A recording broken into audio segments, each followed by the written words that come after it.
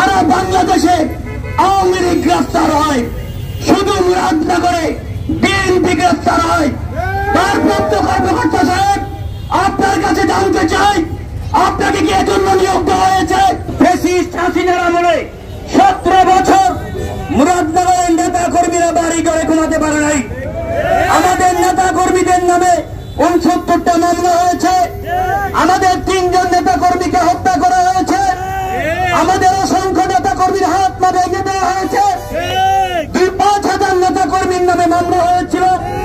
2,000 নেতা কর্মী জেল কেটেছে।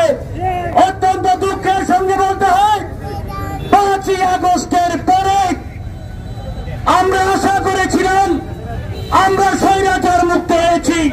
এই 5ই আগস্টের পরে মুরাদনগরে একজন উপদেষ্টা হয়, যার নেতৃত্বে মুরাদনগর উপজেলা প্রশাসন, মুরাদনগরের ভারপ্রাপ্ত কর্মকর্তা, মুরাদনগরের উপজেলা নির্বাহী কর্মকর্তা, কুমিল্লার এসপি সহ পুলিশ প্রশাসন ফ্যাসিস্টের আমলে যেইভাবে বিএনপি নেতা কর্মীদের উপর অত্যাচার করেছে, মিথ্যা মামলা দিয়েছে, সেই স্টাইলে আসিফ মাহমুদের নির্দেশে আমাদের বিএনপি নেতা কর্মীদের নামে মিথ্যা মামলা দেওয়া হয়েছে।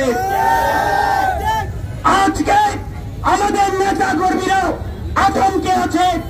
এই ভারপ্রাপ্ত কর্মকর্তার সহায়তায় মুরাদনগরে আওয়ামী লীগের যে সন্ত্রাসীরা 5ই আগস্টের পরে পালিয়ে গিয়েছিল, তারা আজকে আসিফ মাহমুদের বাবা ও আত্মীয় স্বজনের সহযোগিতায় মুরাদনগরে উঠে আমাদের নেতা কর্মীদেরকে হুমকি দামকি দিচ্ছে। আইনে বিশ্বাস করেন, ইসলামী মূল্যবোধে বিশ্বাস করেন, এজন্য 5 তারিখের পরে উনি ক্ষমা করে দিয়েছিলেন।